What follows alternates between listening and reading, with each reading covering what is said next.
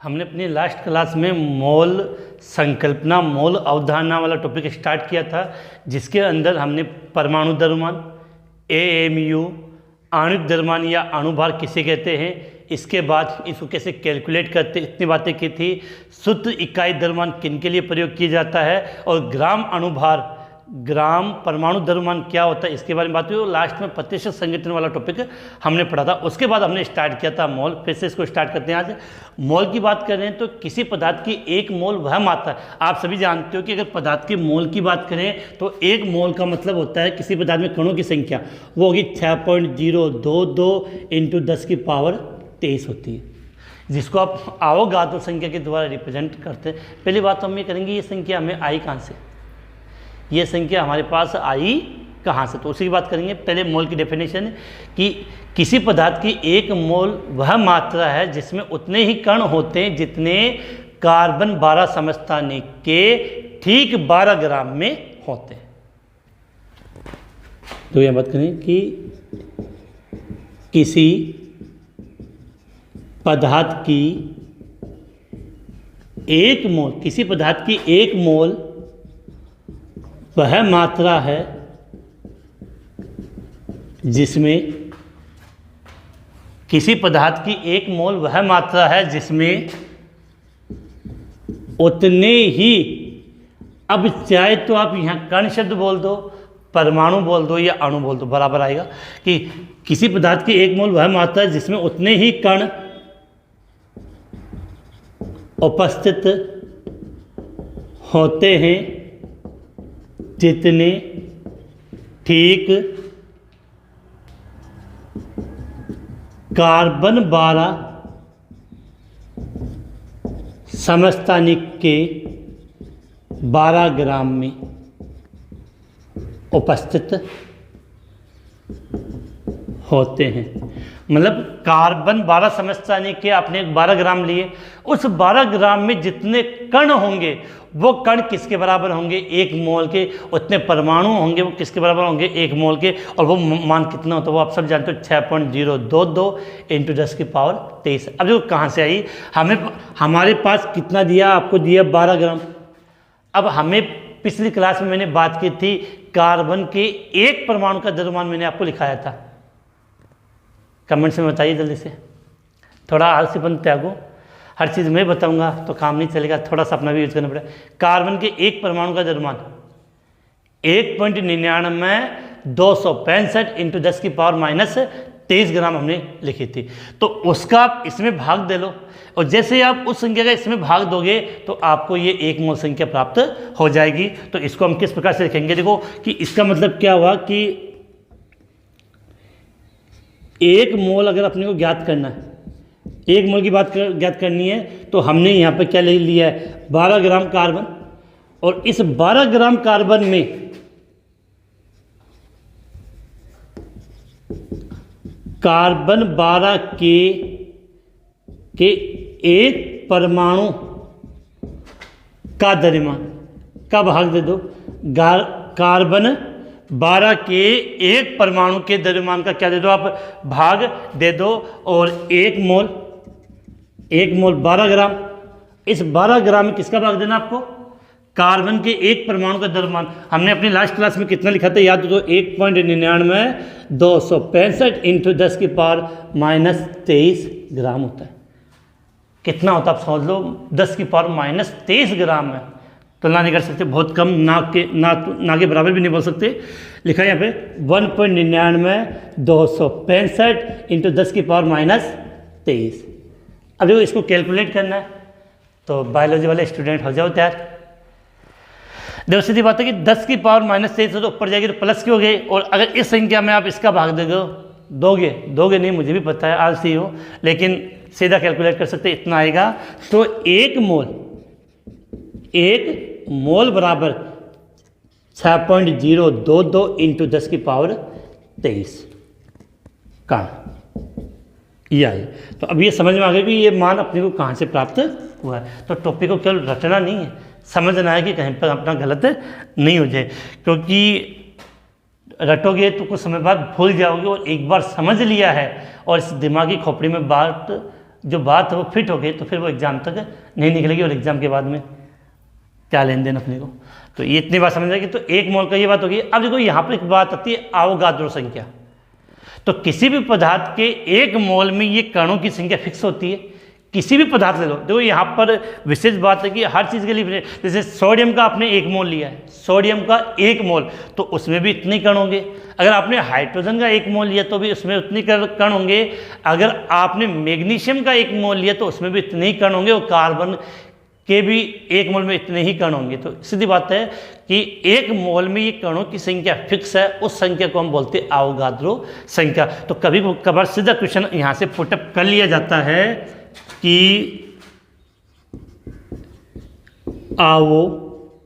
Avogadro संख्या। पहली बात, इस अवोगाद्रो संख्या को हम Na के द्वारा रिप्रेजेंट करते हैं। इसके अवोगाद्रो संख्या को हम किसके द्वारा, Na के द्वारा रिप्रेजेंट करते हैं, जिसका मान फिक्स है वो ये 6.022 इंटू 10 की पावर 23। तो क्लियर होनी चाहिए कि प्रश्न आ जाएगी अवोगाद्रो संख्या को किसके द्वारा रिप्रेजेंट किया जाता है, Na के द्वारा, और इसका मान 6.022 इंटू 10 की पावर 23। अब यहाँ पर जैसे हम मोल कंसेप्ट को आगे पढ़ेंगे तो आगे पढ़ते ही यहाँ पर एक शब्द की हमें आवश्यकता पड़ेगी, मोलर द्रव्यमान। अब बच्चे यहाँ पर कंफ्यूज होते हैं कि मोलर द्रव्यमान का मतलब क्या होता है। देखो आपने परमाणु द्रव्यमान पढ़ा, अणु भार पढ़ा या आणविक द्रव्यमान पढ़ा, उसका और इसका संख्यात्मक मान समान होता है। लेकिन जो मोलर द्रव्यमान है ये 1 मोल पदार्थ का ग्राम में द्रव्यमान होता है। मोलर द्रव्यमान का मतलब 1 मोल पदार्थ का ग्राम में द्रव्यमान। तो इस कारण से मोलर द्रव्यमान को की जो इकाई होती है वो होती है ग्राम प्रति मोल। बस इतना सा अंतर है, बाकी उसमें और इनमें कोई अंतर नहीं है। तो मोलर द्रव्यमान की जो इकाई होती है वो क्या होती है, ग्राम प्रति मोल। अब एक बार इसका स्क्रीनशॉट ले लें।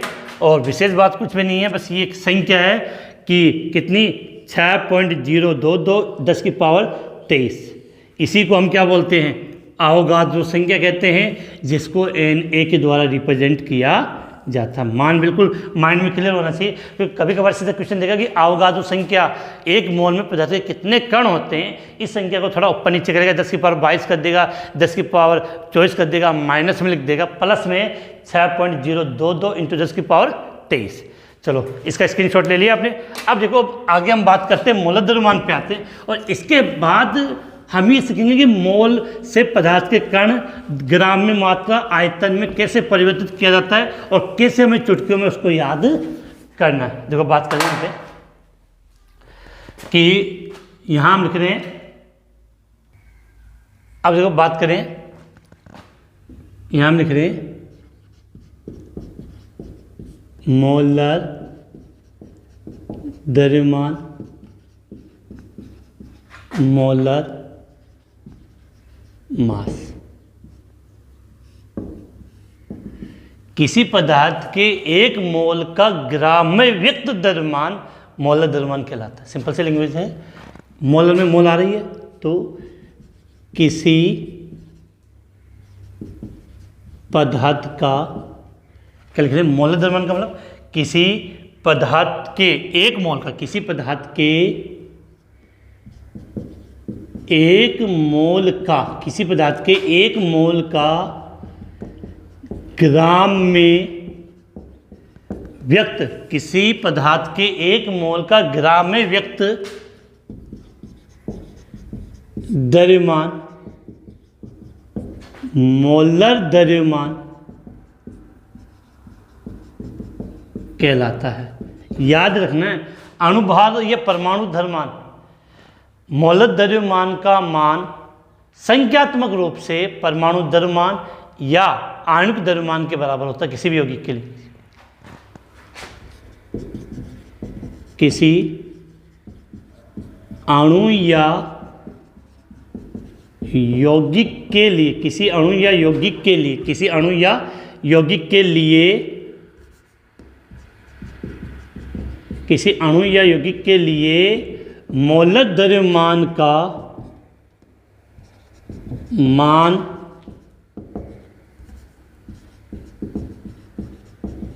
संख्यात्मक रूप से परमाणु द्रव्यमान ओब्लिक आणविक द्रव्यमान के बराबर होता है। किसी अणु या यौगिक के मौलिक द्रव्यमान का मान संख्यात्मक रूप से परमाणु द्रव्यमान या आणविक द्रव्यमान के बराबर होता है। जैसे एक और विशेष बात, मोलर द्रव्यमान का मात्रक, मोलर द्रव्यमान का मात्रक क्या होता है? मोल ग्राम प्रति मोल या ग्राम मोल इनवर्स, दोनों का मतलब एक ही है। जैसे एग्जांपल समझे, जैसे मैंने यहाँ पर एग्जांपल के रूप में लिख दिया H2O का मोलर द्रव्यमान, तो आपको याद है आपने H2O का आणविक द्रव्यमान ज्ञात किया था, कितना आया था लास्ट वाली क्लास में?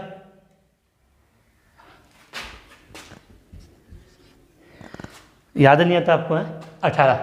अब सीधी बात है, अगर 18 के आगे U लगाएंगे तो वो तो जाएगा आणविक द्रव्यमान या अणुभार, लेकिन 18 के आगे मैंने ग्राम प्रति मोल कर दिया तो वो क्या होगा? इसका मोलर द्रव्यमान। इसके बाद इसका एक और एग्जांपल हम जैसे ये समझे NaCl, तो NaCl का मोलर द्रव्यमान कितना याद किया था हमने?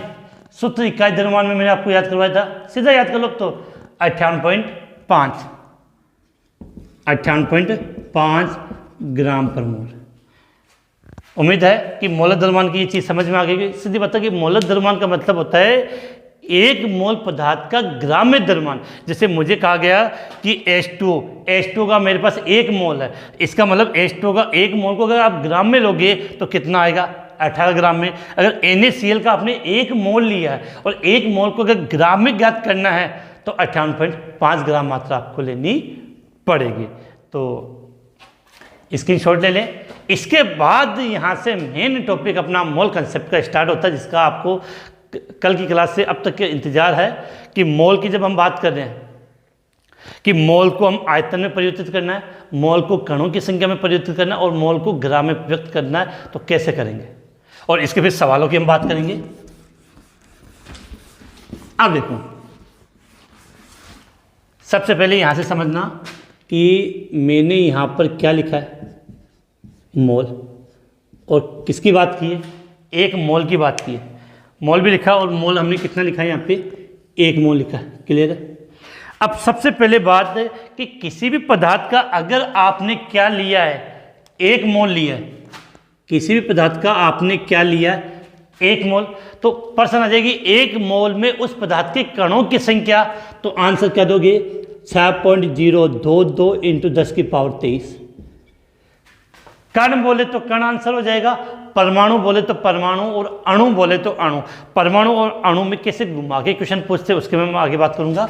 तो 6.02 10⁻23, चाहे कण का, परमाणु, अणु या आयन एक ही है। तो 1 मोल में किसी पदार्थ के कणों की संख्या इतनी होती है। अब देखो आगे आपको कहते हैं कि 1 मोल को अब आयतन में लेना है।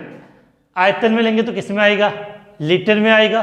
तो 1 मोल किसी भी गैस, अब जो नॉर्मली गैस को हम लीटर में लेंगे, आयतन में लेंगे, तो 1 मोल किसी भी गैस का जो आयतन होता है वो फिक्स होता है 22.4 लीटर। बिल्कुल क्लियर होना चाहिए।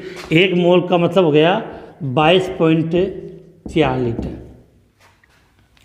22.4 लीटर।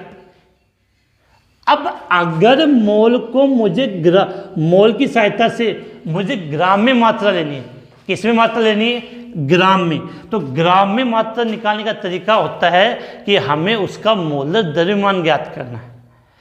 ग्राम में मात्रा निकालनी है तो हमें उसका क्या याद करना है? मोलर द्रव्यमान। मोलर द्रव्यमान।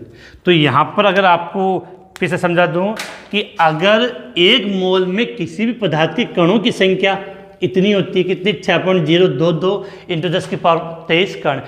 किसी भी 1 मोल का आयतन, अगर आपसे पूछे जाए कि 1 मोल का आयतन कितना होता है, तो सीधा सा आंसर होगा 22.4 लीटर। याद रहेगा। और किसी भी पदार्थ की 1 मोल की ग्राम में मात्रा पूछ ली जाए, जो हर पदार्थ के लिए मोल द्रव्यमान अलग अलग होगा, तो किसी भी पदार्थ की अगर 1 मोल की ग्राम में मात्रा पूछ ली जाए तो उसका आंसर आपको क्या करके आना है, उसका मोल द्रव्यमान करना है। इसको थोड़ा सा लिख देते हैं, यहाँ नीचे एक चीज़ और आ जाएगी अपने कि 22.4 लीटर।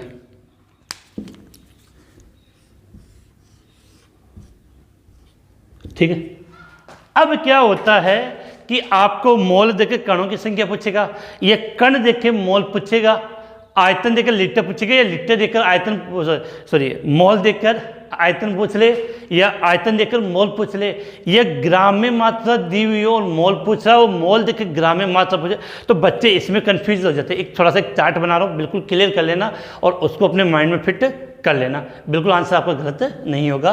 देखो हमने यहाँ पर क्या लिखा है, मोल, मोल, ठीक है। अब इस मोल को आपको 3 चीज़ों में परिवर्तित करना है, बिल्कुल माइंड में क्लियर कर लेना। कितने में? 3 में परिवर्तित करना है। पहला आपसे ये पूछ सकता है कि मोल देखकर आपको कणों की संख्या, मोल देखकर आपको क्या पूछ सकता है, कण पूछ सकता है, परमाणु पूछ सकता है, अणु पूछ सकता है, आयन पूछ सकता है। दूसरा, मोल देखकर उस पदार्थ की ग्राम में मात्रा पूछ सकता है आपको, मोल, 1 मोल, 2 मोल, 5 मोल जो भी दिया हो, और ये देखकर आपको वो क्या पूछ सकता है, ग्राम में मात्रा पूछ सकता है। और इसके अलावा थोड़ा सा और करे तो वो मोल देखकर आपको उसका आयतन पूछ सकता है। क्या पूछ सकता है? आयतन पूछ सकता है। तीनों चीज़ समझ में आ गई। अगर आपको मोल दिया हो, किसी भी सवाल में अगर आपको मोल दिया है, कण, परमाणु या अणु में परिवर्तित करना है, तो सीधी सी बात है उस संख्या को अवगाद्रो से मल्टीप्लाई कर दो। जो भी मोल दिया है उसको किससे मल्टीप्लाई कर दो, अवगाद्रो संख्या। अवगाद्रो संख्या को किससे रिप्रेजेंट करते हैं, एन। ऐसे मान जानते हो, ये रहा 6.02 2 × 10⁻23। तो उसको जो मोल की संख्या दी है, देखो एन ए क्रॉस का मतलब मल्टीप्लाई, तो उस संख्या को हमने मोल को, जो मोल दिया है उसको अवगाद्रो संख्या से मल्टीप्लाई कर दो। अगर आपको मोल दिया है और ग्राम में ज्ञात करना है, मोल दिया है और ग्राम में ज्ञात करना है, मोल दिया और ग्राम में ज्ञात करना है, तो क्या करना है आपको, उस मोल को मल्टीप्लाई, गुणा करना है किसके साथ, मोलर द्रव्यमान के साथ। अभी हम सवाल करेंगे तो सब समझ जाओगे। अगर आपको मोल दिया हुआ है और मोल देखकर आपको ग्राम पूछ रहा है, तो उसको मोलर द्रव्यमान से गुना कर दो। और यदि मोल दिया और आपको क्या पूछ लिया उसने, आयतन, तो सीधी सी बात याद करनी है, उस मोल को 22.4 लीटर से मल्टीप्लाई कर दो। क्रॉस का मतलब मल्टीप्लाई। इतनी बात समझ में आ गई। तो देखो पहली प्रोसेस तो ये हुई कि मोल देखकर आपको इसमें परिवर्तित कर लिया। उल्टा भी हो सकता है कि इससे कणों की संख्या देखकर मोल पूछ ले, ग्राम में देखकर मोल पूछ ले, या आयतन देखकर मोल पूछ ले। तो आपको क्या करना है, जो इधर हम बात करते हैं,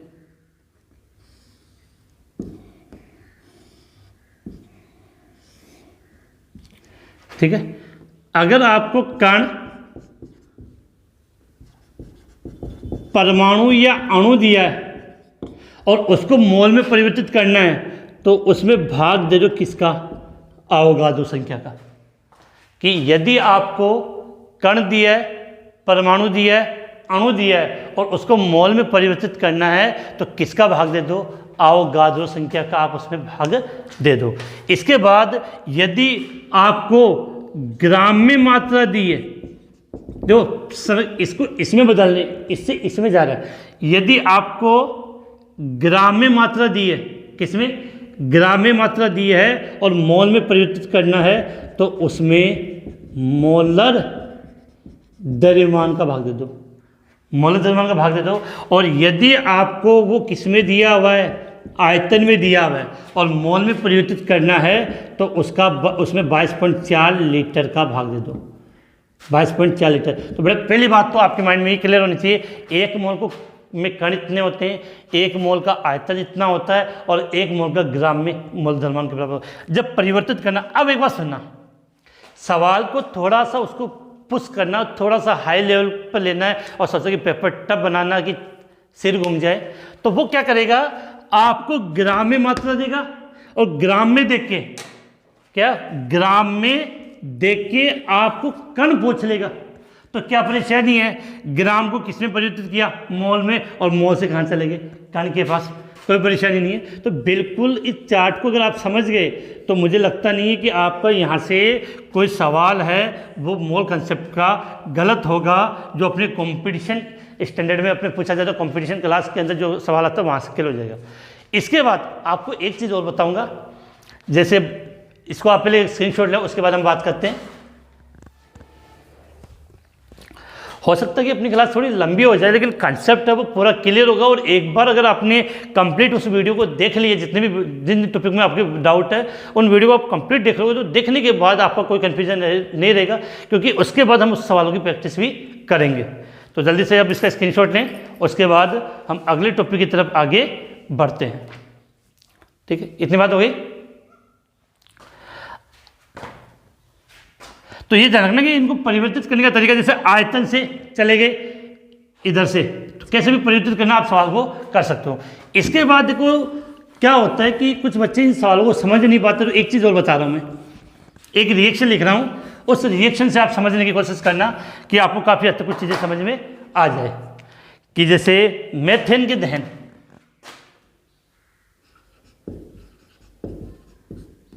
क्या ले रहे, मेथेन का दहन, मेथेन को क्या करना है, जलाना है। तो मेथेन का फॉर्मूला क्या होता है, CH4। CH4 जलाने का मतलब क्रिया किससे करवाई, O2 से करवाई। क्रिया किससे करवाई, O2 से करवाई। तो क्या बन जाएगा आपका CO2 प्लस H2। क्लियर है कि अगर मेथेन का आप दहन करोगे, मेथेन को ऑक्सीजन के साथ जलाओगे तो CO2 प्लस H2 का निर्माण होगा। अब जब भी मोल वाला कंसेप्ट वाला हमें समझना है, तो जो ये रिएक्शन लिखी है वो बिल्कुल इक्वल, बैलेंस अर्थात संतुलित होनी चाहिए। तो मेथेन यहाँ ऑक्सीजन की संख्या आएगी 2, तो CO2 2, अब इक्वल होगी। अब यहाँ पर आप समझना कि सबसे पहले मैं समझा रहा हूँ इसका मतलब क्या है कि CH4 कितना है, 1। तो यहाँ पर मैंने 1 मोल मेथेन लिया, क्या लिया, 1 मोल मेथेन लिया। तो अब कंफर्म है कि O2 कितना है, O2 कितने, 2। तो इसका मतलब हुआ कि 1 मोल मेथेन के साथ सदैव कितनी मोल O2 क्रिया करेगी, 2 मोल O2 क्रिया करेगी। तो 1 मोल मेथेन के साथ 2 मोल O2 क्रिया करेगी। समझ में आ गई मेथेन का। अब देखो CO2 कितना, 1, कार्बन डाइऑक्साइड कितना, 1। तो इसका मतलब 1 मोल मेथेन से जब 2 मोल O2 क्रिया करती है तो 1 मोल CO2 प्राप्त होती है, 1 मोल CO2 प्राप्त होती है और 2 मोल जल प्राप्त होगा, 2 मोल जल प्राप्त होगा। तो पहला क्वेश्चन तो आपसे ये हो जाएगा कि मेथेन के 1 मोल मेथेन के दहन के लिए कितनी मोल ऑक्सीजन की आवश्यकता है, तो आंसर हो जाएगा 2 मोल। 1 मोल मेथेन का दहन करते हैं तो कितनी मोल CO2 प्राप्त होती है, 1 मोल। 1 मोल मेथेन का दहन करेंगे तो कितनी मोल H2 प्राप्त होगा, 2 मोल। ये तो बात हुई मोल की। लेकिन अब देखो आपको पता है कि अगर मोल को अगर हमें ग्राम में बदलना है तो हमें उसका मोलर द्रव्यमान आना चाहिए। मेथेन का मतलब कार्बन का परमाणु द्रव्यमान कितना होता है, 12 और 4 16। तो इसका मतलब 1 मोल बराबर कितने ग्राम हो गए, 16 ग्राम हो गए। अब इस O2 का ले लो, O2 और कुल ऑक्सीजन कितने हो गए, 4। 1 ऑक्सीजन का होता है 16, तो 4 का कितना हो जाएगा, 64 ग्राम। 4 का कितना हो गया, 64 ग्राम। अब देखो CO2 कार्बन का मैंने लिखाया था, याद हो तो कल वाली क्लास में, 44 ग्राम। तो 1 मोल CO2 का मतलब क्या हो गया, 44 ग्राम। और जल का कितना होता है, 18 दूनी 32। इसका मतलब यहाँ से आपको ये कंसेप्ट भी समझना होगा कि 16 ग्राम मेथेन के साथ कितनी ग्राम ऑक्सीजन क्रिया करेगी, 64 ग्राम ऑक्सीजन क्रिया करेगी।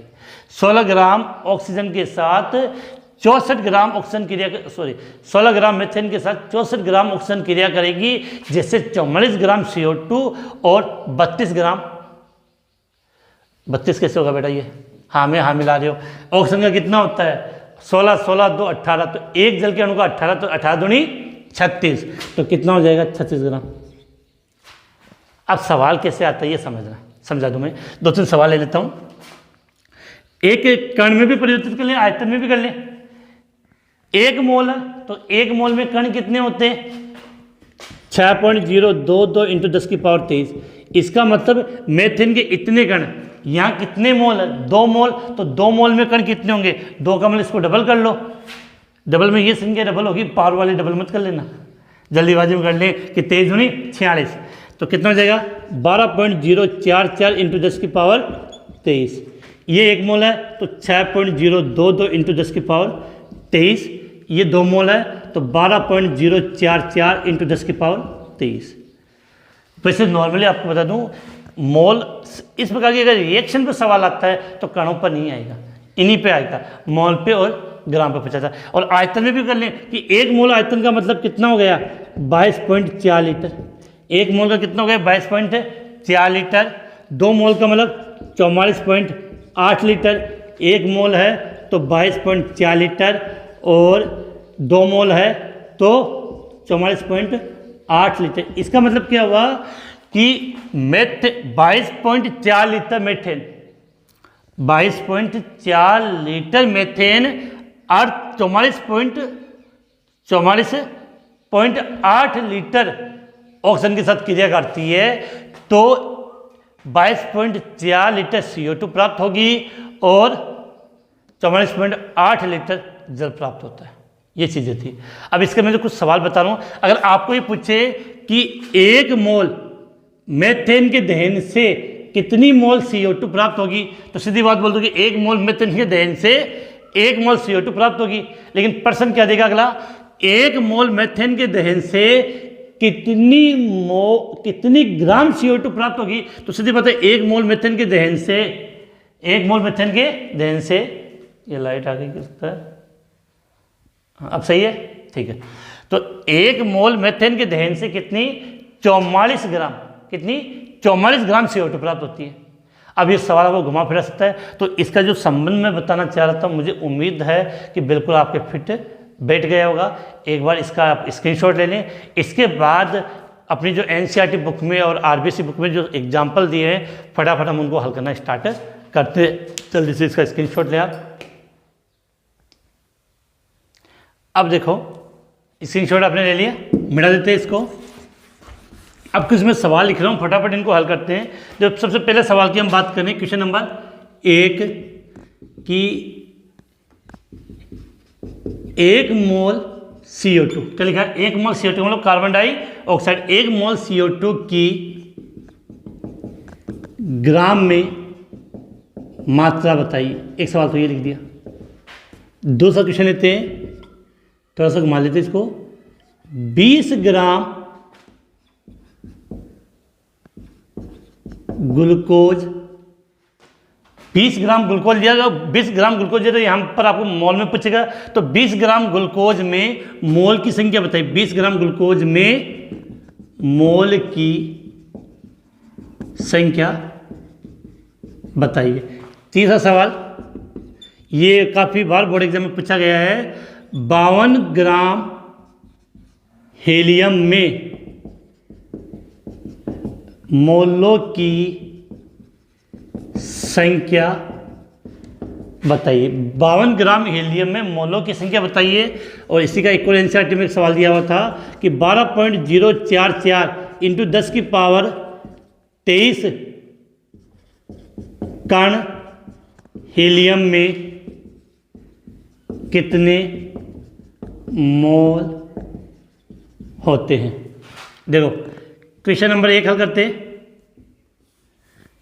क्वेश्चन नंबर 1 क्या दिया, 1 मोल, 1 मोल की CO2 में मात्रा ज्ञात करनी है। तो मैंने क्या कहा था, अगर आपको डायग्राम याद है कि मोल को ग्राम में परिवर्तित करना है तो मोलर द्रव्यमान से गुना कर दो।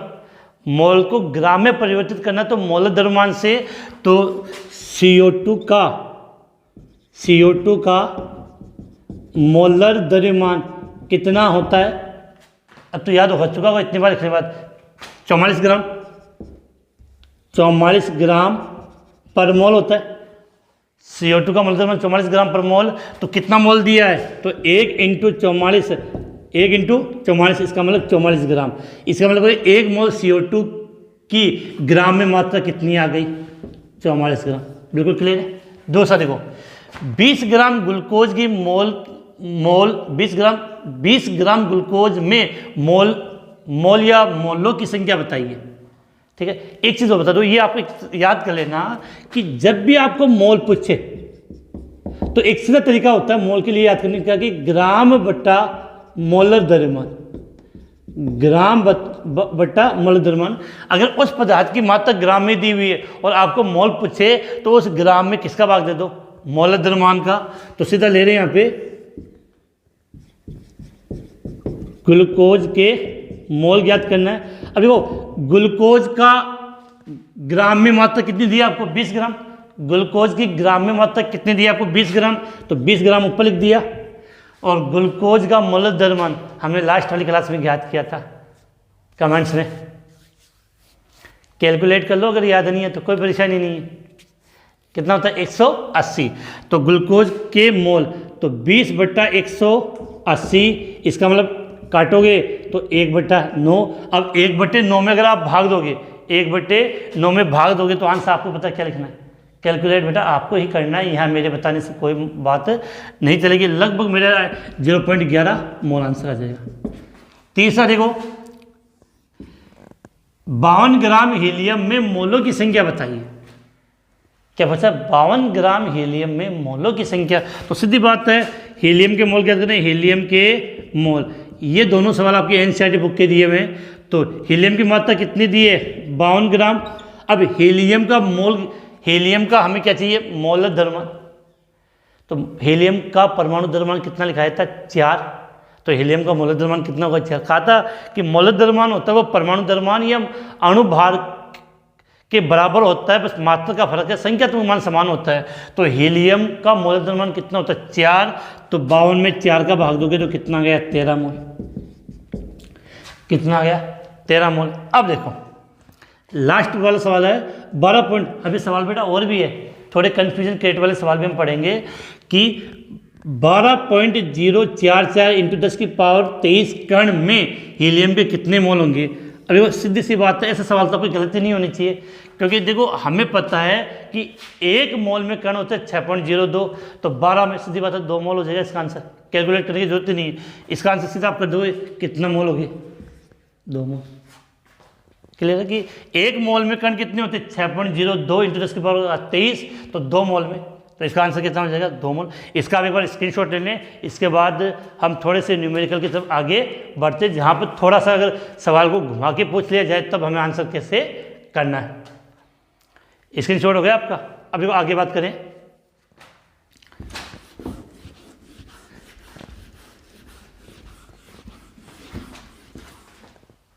जैसे एक सवाल है कि 0.1 मोल कार्बन में, क्या लिखा है? 0.1 मोल कार्बन में परमाणुओं की संख्या बताइए। 0.1 मोल कार्बन में परमाणुओं की संख्या बताइए। बच्चे कंफ्यूज होते थे, बेटा मैंने एक तरीका बताया था आपको, ये लाइन याद करनी थी। इधर मोल लिखा तो इसको लिख लेते हैं मोल। अगर मोल से आपको कण पूछे, मोल से आपको ग्राम में पूछे और मोल से आपको आयतन में पूछे, तो मोल को अगर कण में परिवर्तित करना है तो उसको किससे मल्टीप्लाई कर दो? आवोगाद्रो, किससे? आवोगाद्रो संख्या से।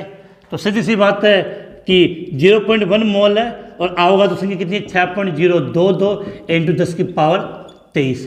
तो इसका आंसर क्या हो जाएगा? अब ये भी कैलकुलेट नहीं होगा क्या आपसे?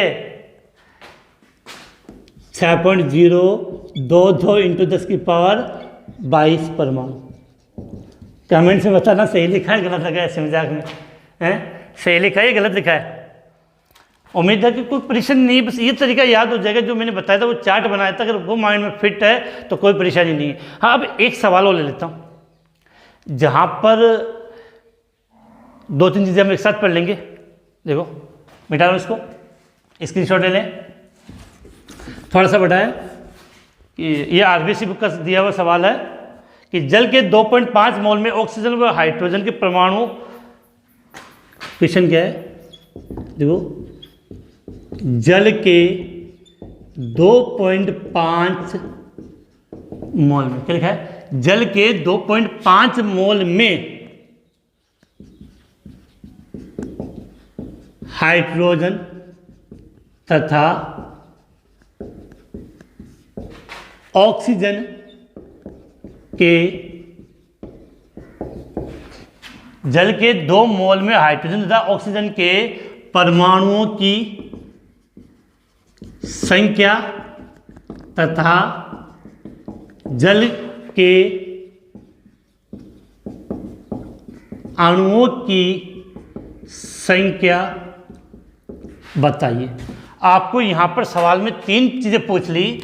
पहली बात तो जल की, आपको जल की कितनी मोल मात्रा दी है, 2.5 मोल मात्रा दी है, ठीक है।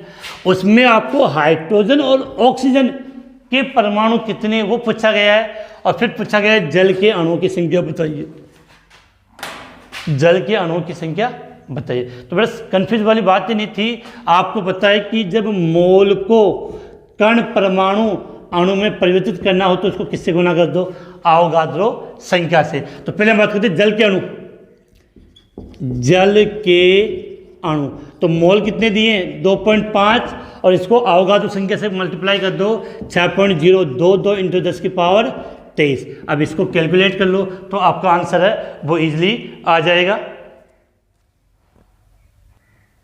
तो कैलकुलेट करोगे तो क्या जाएगा, इसका 15.05 इंटू 10 की पावर 23। जल के क्या ज्ञात किया आपने, अणु, ठीक है। अब देखो सवाल में थोड़ा सा यहाँ ट्विस्ट देती है, ये तो नॉर्मल चीज़ थी। अब आपको 2 चीज़ पूछिए,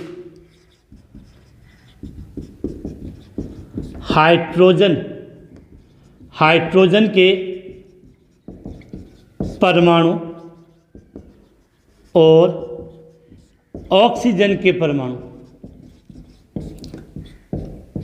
क्या याद करना आपको, हाइड्रोजन के परमाणु और ऑक्सीजन के परमाणु ज्ञात करना। अब देखो बेटा, हाइड्रोजन के परमाणु की बात समझे कि जल की बात कर रहा है कि जल के एक अणु में ही हाइड्रोजन कितने होते हैं, 2 होते हैं, ऑक्सीजन एक ही होता है। यहां हम गलती कर बैठते हैं कि जल के एक अणु में, जल के एक अणु में हाइड्रोजन परमाणु कितने होंगे, 2। तो देखो अब समझना, अगर आपको ये पूछता 1 मोल, मैं सवाल को एक बार फिर से चेंज कर रहा हूं कि अगर मुझसे सवाल ये पूछा गया था कि 1 मोल में, 1 मोल जल में, 1 मोल जल में हाइड्रोजन के परमाणु की संख्या, तो 1 मोल में 6.02 नहीं आती, क्योंकि 1 मोल में जल के अंदर हाइड्रोजन कितने होते हैं, 2 होते हैं। 1 मोल 1 और मल्टीप्लाई कर दो संख्या 0.62 इंटू 10 की पावर 23, तो कितनी हो जाती है 12.044 इंटू 10 की पावर 23 आ जाती है। तो ये चीज़ अपने को ये याद करनी है कि मोल कितना दिया है 2.5, 1 मोल में हाइड्रोजन के परमाणु कितने होते हैं 2, तो 2 से मल्टीप्लाई, और आवोगाद्रो संख्या 6.022 इंटू 10 की पावर 23। कैलकुलेट कर लो कितना हुआ, 5 को गुणा करोगे तो कितना हो जाएगा 30, और लगभग पूरा आंसर आप कुछ चेक कर लेना कि 30.11 समथिंग आ जाएगा इसका जो भी है। तो 30.11 इंटू 10 की पावर 23 क्या जाएंगे हाइड्रोजन के परमाणु, 23.11 इंटू 10 की पावर 23। ये क्या है यहाँ पे आपको हाइड्रोजन के परमाणु। अगर हम ऑक्सीजन की बात करें, किसकी ऑक्सीजन की बात करें, तो ऑक्सीजन हमें पता जल में एक ही होता है, सीधा इसका मतलब सीधा मतलब 2.5 इंटू 6.022 इंटू 10 की पावर 23। कैलकुलेट करोगे तो सीधा आंसर वही आ जाएगा आपका 15.05 इंटू 10 की पावर 23। तो यहाँ पर आप समझ जाना चाहिए कि मैंने 2 क्यों लिए, क्योंकि जल के एक अणु में हाइड्रोजन के कितने परमाणु होते हैं, 2 होते हैं। अब देखो बहुत बार सवाल कैसे गलत करवाता है। अब इसका स्क्रीनशॉट लो, एक सवाल हम और लेते हैं।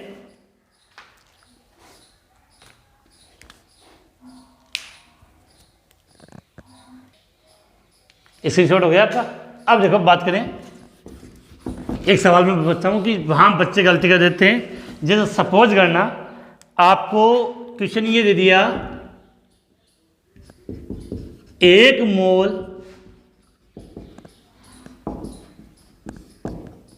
ऑक्सीजन गैस में, अब ऑक्सीजन गैस का मतलब क्या हुआ, O2। 1 मोल ऑक्सीजन गैस में, 1 मोल ऑक्सीजन गैस में ऑक्सीजन के, 1 मोल ऑक्सीजन गैस में ऑक्सीजन के परमाणुओं की संख्या बताइए। अब 1 मोल आया और 1 मोल सीधे आते ही आप क्या करोगे, 6.022 इंटू 10 की पावर 23। तो छोटी बच्ची हो क्या, गलत हो जाएगा, क्योंकि 1 मोल में इतने होते हैं वो तो कंफर्म है, लेकिन 1 मोल वो ऑक्सीजन गैस की बात कर रहा है, तो गैस हो गया। अब आपको क्या पूछा, ऑक्सीजन के परमाणु। तो हमें पता है ऑक्सीजन के एक अणु में परमाणु की संख्या कितनी होती है, 2 होती है। अब इसको मल्टीप्लाई कर लो किसको, अवोगाद्रो संख्या से, तो आंसर क्या हो जाएगा, मल्टीप्लाई, कैलकुलेट आप कर लोगे। अगला क्वेश्चन, प्रश्न दिया कि 46 ग्राम, थोड़ा सा ले रहे हैं अलग में, 46 ग्राम सोडियम में